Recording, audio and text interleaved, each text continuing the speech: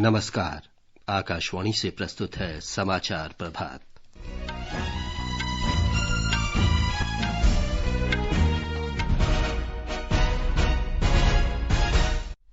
उत्तर प्रदेश में विधानसभा चुनाव के 7वें और अंतिम चरण का मतदान जारी।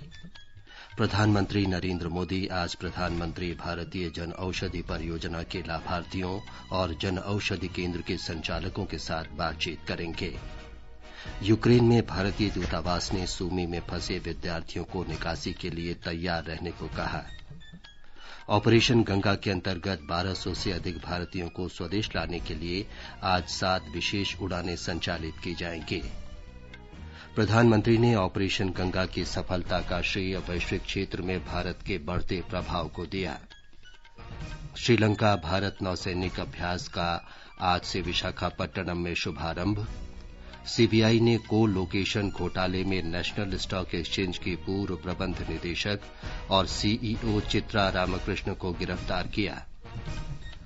आईएसएसएफ निशानेबाजी टूर्नामेंट में राही सरनोबत, ईशा सिंह और रिदम सांगवान की टीम ने 25 मीटर पिस्टल टीम स्पर्धा का स्वर्ण पदक जीता।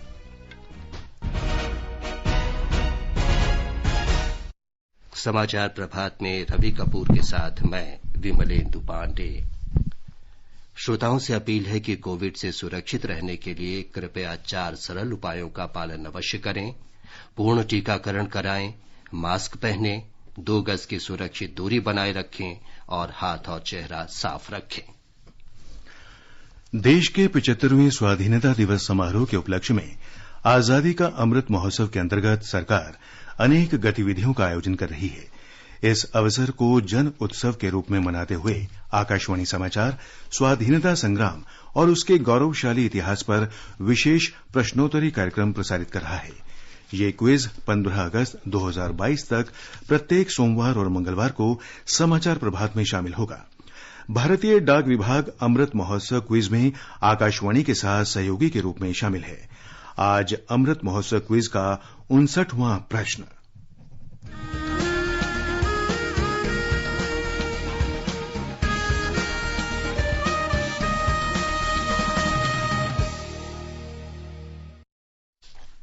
आज का प्रश्न है, मालाबार में ब्रिटिश शासन के खिलाफ पूर्ण प्रतिरोध को दर्शाने वाली विशेष पुलिस हड़ताल किस वर्ष में हुई थी? प्रश्न एक बार फिर सुन लें।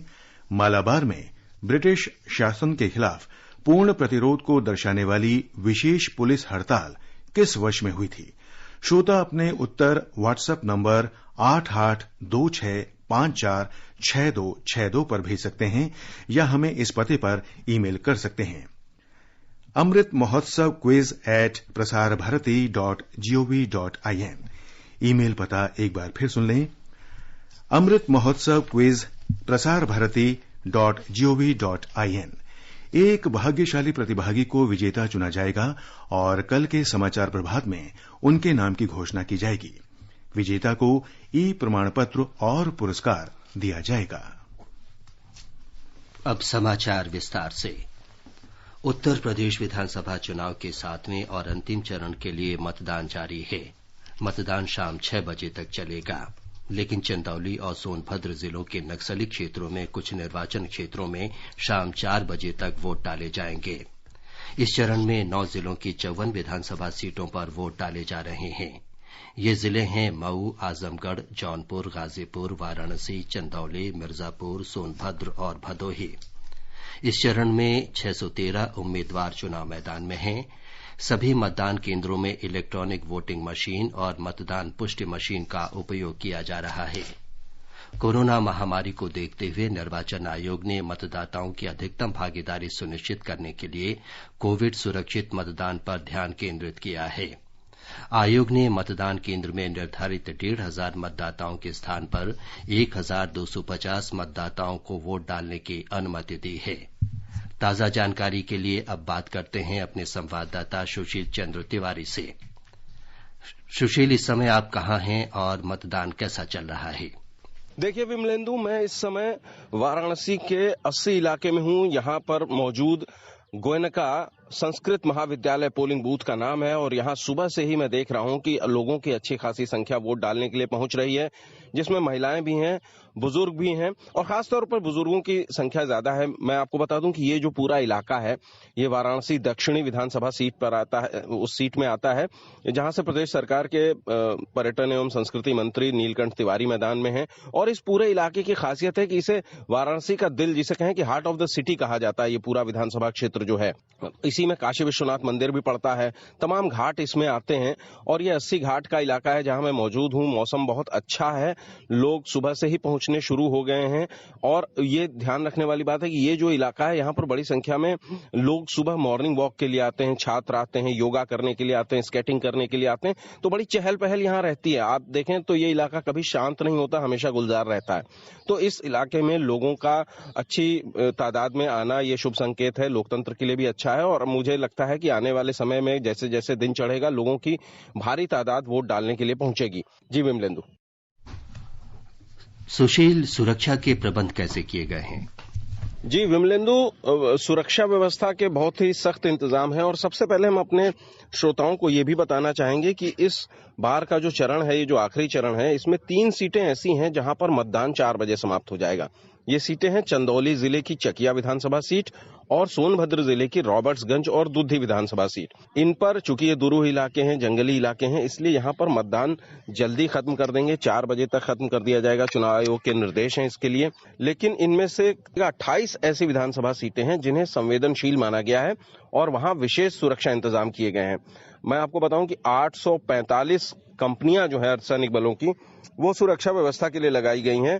तो बड़ी अच्छी सुरक्षा व्यवस्था है और लगभग 3000 से ज्यादा क्रिटिकल पोलिंग बूथ हैं, तो उनके लिए भी विशेष इंतजाम है। निर्वाचन आयोग के लोग हैं जो भी सुरक्षा में भी हैं, वो लगातार कोविड का भी पालन करा रहे हैं। जी विमलेंदु। सुशील जी, ये 7वें चरण की विशेषता क्या है और कौन कौन से प्रमुख उम्मीदवार चुनाव मैदान में हैं? देखिए विमलेंदु, ये जो चरण है ये बहुत महत्वपूर्ण है, जिसे आप कहें कि राजनीतिक चक्रव्यूह का ये आखिरी 7वां चरण है। ये पूर्वांचल का इलाका है और आप देखें कि इसमें बनारस की 8 सीटें हैं जहां भारतीय जनता पार्टी के बड़े दिग्गज नेता और यहां से जो संसद में रिप्रेजेंटेशन करते हैं इस इलाके का प्रधानमंत्री नरेंद्र मोदी हैं। तो वहीं आजमगढ़ है जहां से समाजवादी पार्टी के मुखिया जो अखिलेश यादव हैं वो लोकसभा में प्रतिनिधित्व करते हैं। तो इस नाते भी सबकी निगाहें इस पूरे क्षेत्र पर हैं। क्षेत्र की समस्याएं भी रही हैं, जैसे आप देखें कि एक बड़ा बुनकर तबका है जो यहाँ पर मुबारकपुर आजमगढ़ का इलाका है, साड़ी बनाने के लिए मशहूर है, बनारसी साड़ी है, उसकी हम जानते हैं कि कितनी प्रसिद्धि है। ये पूरी बेल्ट है जिसके अपने तमाम मुद्दे हैं जिनको राजनीतिक दलों ने टच किया है इस पूरे चुनाव में। और प्रमुख नेताओं की अगर आप बात करें तो अकेले वाराणसी जिले में ही 3 मंत्री हैं, नीलकंठ तिवारी हैं, रविंद्र जायसवाल हैं और इसके अलावा अनिल राजभर हैं। ये चुनाव मैदान में हैं। मऊ की जो मऊ सदर सीट है, जो बसपा के प्रदेश अध्यक्ष हैं भीम राजभर, वो जो है चुनाव मैदान में है। इसके अलावा अशोक कुमार सिंह भाजपा से हैं वहां पर, और वहां पर बाहुबली से राजनेता बने मुख्तार अंसारी भी चुनाव लड़ रहे हैं। इसके अलावा गाजीपुर की सीटें बहुत महत्वपूर्ण हैं। ओम प्रकाश राजभर, जिनकी अपनी सुभाषपा पार्टी है, वो चुनाव लड़ रहे हैं वहां की जहूराबाद सीट से। तो ऐसे तमाम इलाके हैं जहां दिग्गजों की जो प्रतिष्ठा है वो दांव पर है। जी विमलेंदु। धन्यवाद सुशील इस जानकारी के लिए। प्रधानमंत्री नरेंद्र मोदी ने कहा है कि उत्तर प्रदेश में लोकतंत्र के उत्सव का आज अंतिम चरण है। ट्वीट में श्री मोदी ने विधानसभा चुनाव के 7वें और अंतिम चरण में मतदाताओं से पूरे उत्साह से भाग लेने और मतदान का नया रिकॉर्ड बनाने की अपील की। असम में माजुली विधानसभा सीट के उपचुनाव के लिए भी मतदान जारी है। सवेरे 7 बजे से शुरू हुआ मतदान शाम 5 बजे तक चलेगा। माजुली विधानसभा सीट केंद्रीय मंत्री सर्बानंद सोनोवाल के राज्यसभा के लिए चुने जाने के बाद रिक्त हुई थी। प्रधानमंत्री नरेंद्र मोदी आज जन औषधि दिवस पर वीडियो कॉन्फ्रेंस के माध्यम से प्रधानमंत्री भारतीय जन औषधि परियोजना के लाभार्थियों और जन औषधि केंद्र के संचालकों के साथ बातचीत करेंगे। इस कार्यक्रम का विषय है जन औषधि जन उपयोगी। इस योजना की उपलब्धियों का प्रचार करने और इसकी उपयोगिता के बारे में जागरूकता बढ़ाने के लिए हर वर्ष 7 मार्च को जन औषधि दिवस मनाया जाता है। पिछले वर्ष प्रधानमंत्री ने लाभार्थियों से कहा था कि जन औषधि परियोजना से दवाओं का खर्चा बहुत कम हो गया है और निर्धन तथा मध्यम वर्ग के लिए बेहतर उपचार संभव हो सका है। जरूरी दवाओं को, चाहे हार्ट स्टेंट्स की बात हो, नी सर्जरी से जुड़े हुए उपकरणों की बात हो, उस कीमतों को कई गुना कम कर दिया गया है। इससे लोगों को सालाना करीब 12,500 करोड़ रुपए की बचत हो रही है। आयुष्मान योजना से देश के 50 करोड़ से ज्यादा गरीब परिवारों को 5 लाख रुपए तक का मुफ्त इलाज सुनिश्चित किया है। इसका लाभ अब तक 1.5 करोड़ से ज्यादा लोग ले चुके। अनुमान है कि इससे भी लोगों को करीब 30,000 करोड़ रुपए की बचत हुई है। जेनेरिक दवाओं के उपयोग और जन औषधि परियोजना के लाभ के बारे में लोगों को जागरूक करने के लिए 1 मार्च से पूरे देश में जन औषधि सप्ताह भी मनाया जा रहा है। ब्यौरे के साथ हैं हमारे संवाददाता। प्रधानमंत्री भारतीय जन औषधि परियोजना सरकार द्वारा शुरू की गई एक विशेष पहल है, जिसके तहत लोगों को सस्ती कीमत पर गुणवत्तापूर्ण दवाएं उपलब्ध कराई जा रही हैं। नागरिकों के लिए दवाओं को सस्ती और सुलभ बनाने के प्रधानमंत्री के लक्ष्य के अनुरूप अब देश भर में 8,600 से अधिक जन औषधि केंद्र संचालित हैं। इस योजना के दायरे में देश के सभी 739 जिलों को लाया गया है। सरकार ने मार्च 2025 तक जन औषधि केंद्रों की संख्या बढ़ाकर 10,500 तक करने का लक्ष्य रखा है। योजना में 1,451 दवाएं और 240 सर्जिकल उपकरण शामिल हैं। इसके अलावा प्रोटीन पाउडर, इम्यूनिटी बार, सैनिटाइजर, मास्क, ग्लूकोमीटर और ऑक्सीमीटर जैसी नई दवाएं और न्यूट्रास्यूटिकल उत्पादों की भी शुरुआत की गई है। आनंद कुमार, आकाशवाणी समाचार, दिल्ली। आगे बढ़ने से पहले एक नजर मुख्य समाचारों पर। उत्तर प्रदेश में विधानसभा चुनाव के 7वें और अंतिम चरण का मतदान जारी है। प्रधानमंत्री नरेंद्र मोदी आज प्रधानमंत्री भारतीय जन औषधि परियोजना के लाभार्थियों और जन औषधि केंद्र के संचालकों के साथ बातचीत करेंगे। यूक्रेन में भारतीय दूतावास ने सूमी में फंसे विद्यार्थियों की निकासी के लिए तैयार रहने को कहा। ऑपरेशन गंगा के अंतर्गत 1200 से अधिक भारतीयों को स्वदेश लाने के लिए आज 7 विशेष उड़ानें संचालित की जाएंगी। प्रधानमंत्री ने ऑपरेशन गंगा की सफलता का श्रेय वैश्विक क्षेत्र में भारत के बढ़ते प्रभाव को दिया। श्रीलंका भारत नौसैनिक अभ्यास का आज से विशाखापत्तनम में शुभारंभ। सीबीआई ने को लोकेशन घोटाले में नेशनल स्टॉक एक्सचेंज की पूर्व प्रबंध निदेशक और सीईओ चित्रा रामकृष्ण को गिरफ्तार किया। और आईएसएसएफ निशानेबाजी प्रतियोगिता में राही सरनोबत, ईशा सिंह और रिदम सांगवान की टीम ने 25 मीटर पिस्टल टीम स्पर्धा का स्वर्ण पदक जीता। भारतीय दूतावास ने यूक्रेन के सूमी क्षेत्र में फंसे विद्यार्थियों से कहा है कि वे स्वदेश वापसी के लिए तैयार रहें। भारतीय नागरिकों को सलाह दी गई है कि वे अल्पावधि के नोटिस पर यूक्रेन छोड़ने के लिए तैयार रहें। दूतावास ने बताया है कि उसके अधिकारी विद्यार्थियों की सुरक्षित निकासी के प्रयासों में समन्वय के लिए पोल्तावा शहर में हैं। दूतावास के अनुसार वापसी की सही तारीख और समय की जानकारी शीघ्र दी जाएगी। दूतावास ने यूक्रेन स्थित भारतीयों से यह भी कहा है कि वे अपना ब्यौरा गूगल फॉर्म में भरकर भेजें। यूक्रेन में भारत के राजदूत पार्थ सतपथी ने कहा है कि विद्यार्थियों की सुरक्षित निकासी की गारंटी के लिए हर संभव प्रयास किया जाएगा। इस बीच नागर विमानन मंत्रालय ने कहा है कि आज 1,200 से अधिक भारतीयों को स्वदेश लाने के लिए ऑपरेशन गंगा के अंतर्गत 7 विशेष उड़ानें संचालित की जाएंगी। ये उड़ानें बुडापेस्ट, सुछोवा और बुखारेस्ट से भरी जाएंगी। कल यूक्रेन के पड़ोसी देशों से 11 विशेष उड़ानों के जरिए 2,000 से अधिक भारतीयों को स्वदेश लाया गया। इन्हें मिलाकर 22 फरवरी से जारी ऑपरेशन गंगा के अंतर्गत अब तक 15,900 से अधिक भारतीयों को वापस लाया जा चुका है। भारतीयों को एक अन्य बैच की वापसी कल हाउस द जोश और भारत माता की जय के नारों के बीच बुडापेस्ट के जरिए की गई।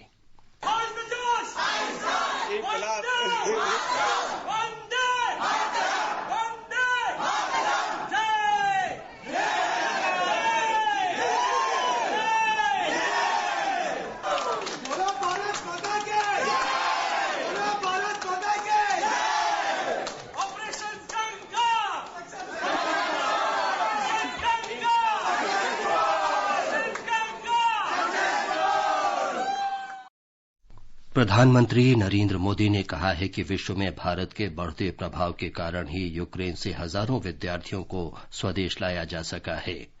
पुणे में सिम्बायोसिस विश्वविद्यालय के स्वर्ण जयंती समारोह के शुभारंभ के बाद विद्यार्थियों, शिक्षक समूह और पूर्व छात्रों को संबोधित करते हुए प्रधानमंत्री ने कहा कि विश्व के बड़े देशों को भी ऐसा कर पाने में कठिनाई आ रही है।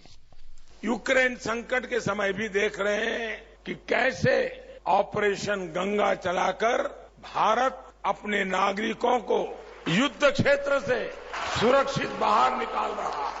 दुनिया के बड़े बड़े देशों को ऐसा करने में कई मुसीबतें झेलनी पड़ रही हैं, लेकिन ये भारत का बढ़ता हुआ प्रभाव है कि हम हजारों छात्रों को वहां से अपने वतन वापस ला चुके हैं। भारत और श्रीलंका की नौसेनाओं के बीच 9वां युद्धाभ्यास स्लाइनेक्स आज से विशाखापट्टनम में शुरू हो रहा है। ये युद्धाभ्यास 2 चरणों में होगा। पहला चरण 7 और 8 मार्च को विशाखापट्टनम में, जबकि दूसरा चरण 9 और 10 मार्च को बंगाल की खाड़ी में आयोजित किया जाएगा। श्रीलंका की नौसेना का नेतृत्व युद्धपोत SLNS सयूराला करेगा, जबकि भारतीय नौसेना INS क्रीच की अगुवाई में युद्धाभ्यास में भाग लेगी। युद्धाभ्यास में भारतीय नौसेना के INS ज्योति, अत्याधुनिक हल्के हेलीकॉप्टर, सीकिंग और चेतक हेलीकॉप्टर तथा डॉर्नियर समुद्री निगरानी विमान भाग लेंगे। इससे पहले अक्टूबर 2020 में स्लाइनेक्स युद्धाभ्यास का आयोजन किया गया था। केंद्रीय अन्वेषण ब्यूरो CBI ने को लोकेशन घोटाले में नेशनल स्टॉक एक्सचेंज की पूर्व प्रबंध निदेशक और मुख्य कार्यकारी अधिकारी चित्रा रामाकृष्णा को गिरफ्तार कर लिया है। CBI ने कल उन्हें पूछताछ के लिए बुलाया और फिर गिरफ्तार कर लिया। उन्हें आज अदालत में पेश किया जाएगा। भारतीय महिला निशानेबाजी टीम ने ISSF विश्व कप में स्वर्ण पदक जीत लिया है। मिस्र के काहिरा में 25 मीटर पिस्टल टीम स्पर्धा में राही सरनोबत, ईशा सिंह और रिदम सांगवान की भारतीय टीम ने सिंगापुर को 17-13 से पराजित किया। इस टूर्नामेंट में यह भारत का 5वां पदक है। आकाशवाणी समाचार की विशेष प्रस्तुति धरोहर में स्वतंत्रता आंदोलन के उन भाषणों, नारों और कविताओं से नई पीढ़ी को परिचित कराया जाता है जिन्होंने आजादी के दीवानों में उत्साह का संचार किया था।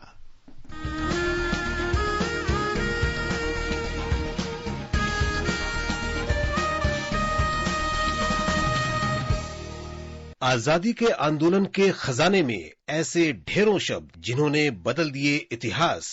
तारीख बदलने वाले लफ्जों पर आकाशवाणी समाचार प्रसारित कर रहा है विशेष कार्यक्रम धरोहर, हर सोमवार।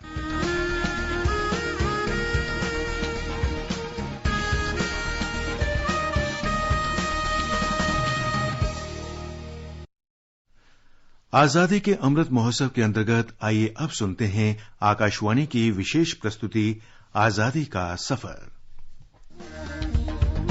आजादी का अमृत महोत्सव।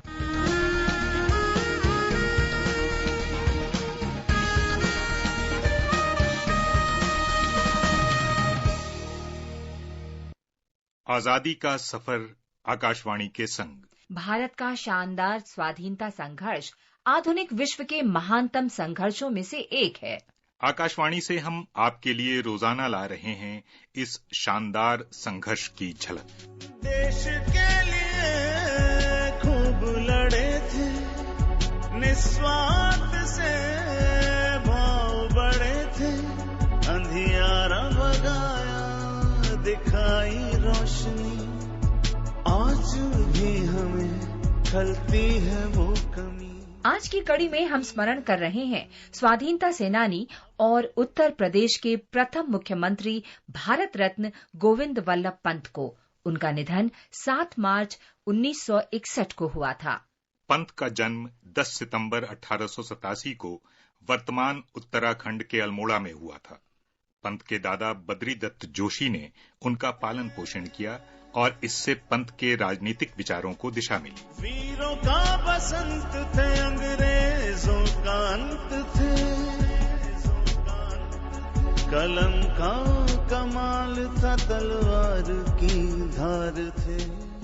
सक्षम वकील के रूप में प्रसिद्ध पंत को कांग्रेस ने 1920 के दशक के मध्य में काकोरी केस में शामिल राम प्रसाद बिस्मिल, अशफाकुल्लाह खान और अन्य क्रांतिकारियों को बचाने की जिम्मेदारी सौंपी। उन्होंने 1928 में साइमन कमीशन के विरुद्ध प्रदर्शनों में भी हिस्सा लिया। साइमन कमीशन के विरोध के दौरान पंत को गंभीर चोट लगी। इसके कारण वे जीवन भर सीधे खड़े नहीं हो सके। गांधी जी से प्रेरित होकर पंत ने अपने क्षेत्र में नमक मार्च आयोजित किया, जिसके लिए 1933 में उन्हें जेल जाना पड़ा। प्रोविंशियल कांग्रेस के अधिवेशन में शामिल होने के कारण पंत को 7 महीने की जेल हुई। 1934 में पंत को केंद्रीय विधानसभा के लिए चुना गया। राजनीतिक कौशल के कारण पंत को कांग्रेस के नेताओं की सराहना मिली और वे विधानसभा में कांग्रेस पार्टी के उपनेता बना दिए गए। सत्याग्रह में भाग लेने के कारण 1940 में पंत को गिरफ्तार किया गया और जेल भेज दिया गया। 1942 में पंत को भारत छोड़ो आंदोलन के दौरान गिरफ्तार किया गया और कांग्रेस के अन्य नेताओं के साथ उन्हें अहमदनगर किले में 3 वर्ष की कैद हुई। खराब सेहत के कारण मार्च 1945 में पंत को रिहा कर दिया गया।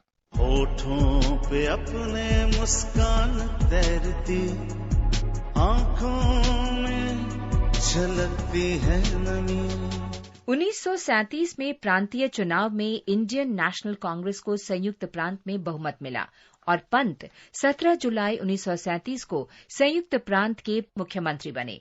1946 के चुनावों में कांग्रेस ने संयुक्त प्रांत में एक बार फिर बहुमत प्राप्त किया और पंत को पुनः मुख्यमंत्री बनाया गया। वे 1947 में स्वतंत्रता के बाद भी इस पद पर रहे। जवाहरलाल नेहरू ने 10 जनवरी 1955 को पंत को केंद्रीय मंत्रिमंडल में गृह मंत्री बनाया। गृह मंत्री के रूप में भाषाई आधार पर राज्यों का पुनर्गठन पंत की मुख्य उपलब्धि थी। 1957 में पंत को देश का सर्वोच्च सम्मान भारत रत्न प्रदान किया गया। महान स्वाधीनता सेनानी को हमारा नमन।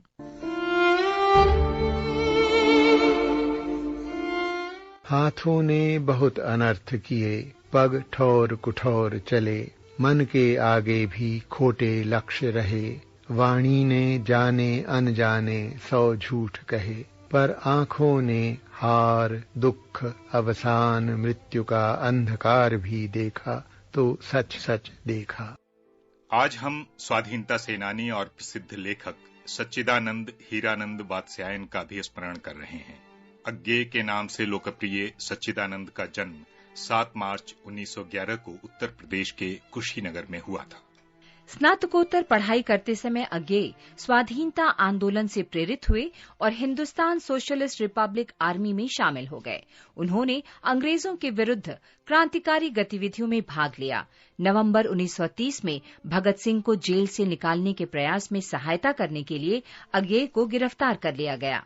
अज्ञे को भारत में ब्रिटिश शासन से राजद्रोह के आरोप में 4 वर्ष की कैद हुई। अज्ञे प्रगतिशील लेखक संघ से जुड़ गए और 1942 में all India anti fascist convention का आयोजन किया। उन्होंने अन्य लेखकों के साहित्य का भी अंग्रेजी में अनुवाद किया। अज्ञे ने अपने काव्य संग्रह को भी अंग्रेजी में अनुदित करके prison days and other poems के नाम से प्रकाशित कराया। 4 अप्रैल 1987 को अज्ञे का निधन हो गया। महान भारतीय को आकाशवाणी समाचार की ओर से श्रद्धांजलि।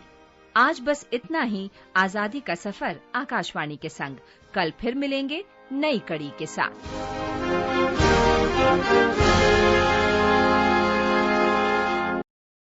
रवि, आप बताएं कि आज के समाचार पत्रों में क्या विशेष है। धन्यवाद मिबलेंदु। रूस यूक्रेन संकट अखबारों की बड़ी खबर है। हिंदुस्तान की सुर्खी है, ऑपरेशन गंगा का अंतिम दौर, सुमी अब भी चुनौती। रूस यूक्रेन में युद्ध विराम न होने से भारतीयों को निकालने में मुश्किल। पत्र ने प्रधानमंत्री नरेंद्र मोदी के बयान को सुर्खी दी है, विद्यार्थियों की स्वदेश वापसी भारत के बढ़ते अंतर्राष्ट्रीय प्रभाव का प्रमाण। जनसत्ता का कहना है, गोलाबारी में फंसे विद्यार्थियों से संपर्क साधना मुश्किल। विदेश में पढ़ रहे भारतीय छात्र ऐप बनाकर संपर्क साधने में कर रहे हैं मदद। अमर उजाला की खबर है, रूसी हमले से यूक्रेन का विनित्सिया हवाई अड्डा तबाह, 16 गैस स्टेशन बंद। पुतिन बोले, यूक्रेन लड़ना बंद करे तो रुक सकते हैं हमले। उधर दैनिक जागरण की खबर, रूस यूक्रेन युद्ध के बीच दिल्ली एनसीआर में सक्रिय हो गए मुनाफाखोर, खाद्य तेलों के दाम बढ़े। अमर उजाला की सुर्खी है, नेशनल स्टॉक एक्सचेंज एनएसई की पूर्व सीईओ चित्रा रामकृष्णा को लोकेशन घोटाले में गिरफ्तार। सीबीआई को गुमराह करने और घोटाले में मिलीभगत के आरोप, एनएसई के सर्वर तक शेयर दलालों की पहुंच का आरोप। राजस्थान पत्रिका पूर्णाहुति शीर्षक से लिखता है, उत्तर प्रदेश में 9 जिलों की 54 सीटों पर आज आखिरी चरण का मतदान। भाजपा और सपा गठबंधन के बीच सिमटा मुकाबला। दैनिक भास्कर लिखता है, यूपी में 2017 जैसी वोटिंग, महिलाओं के वोट बनेंगे निर्णायक। बुलेटिन समाप्त होने से पहले अमृत महोत्सव क्विज का आज का प्रश्न एक बार फिर सुन लीजिए। मालाबार में ब्रिटिश शासन के खिलाफ पूर्ण प्रतिरोध को दर्शाने वाली विशेष पुलिस हड़ताल किस वर्ष में हुए थे? आप अपने उत्तर व्हाट्सएप नंबर 8826546262 पर भेज सकते हैं। अंत में मुख्य समाचार एक बार फिर। उत्तर प्रदेश विधानसभा चुनाव के 7वें और अंतिम चरण का मतदान जारी। प्रधानमंत्री नरेंद्र मोदी आज प्रधानमंत्री भारतीय जन औषधि परियोजना के लाभार्थियों और जन औषधि केंद्र के संचालकों से बातचीत करेंगे। यूक्रेन में भारतीय दूतावास ने सूमी में फंसे विद्यार्थियों को निकासी के लिए तैयार रहने को कहा। ऑपरेशन गंगा के अंतर्गत 1200 से अधिक भारतीयों को स्वदेश लाने के लिए आज 7 विशेष उड़ानें संचालित की जाएंगी। प्रधानमंत्री ने ऑपरेशन गंगा की सफलता का श्रेय वैश्विक क्षेत्र में भारत के बढ़ते प्रभाव को दिया। श्रीलंका भारत नौसैनिक अभ्यास का आज से विशाखापट्टनम में शुभारंभ। सीबीआई ने को लोकेशन घोटाले में नेशनल स्टॉक एक्सचेंज की पूर्व प्रबंध निदेशक और सीईओ चित्रा रामकृष्ण को गिरफ्तार किया। और आईएसएसएफ निशानेबाजी प्रतियोगिता में राही सरनोबत, ईशा सिंह और रिदम सांगवान की टीम ने 25 मीटर पिस्टल टीम स्पर्धा का स्वर्ण पदक जीता। इसके साथ ही समाचार प्रभात का ये अंक समाप्त हुआ। नमस्कार।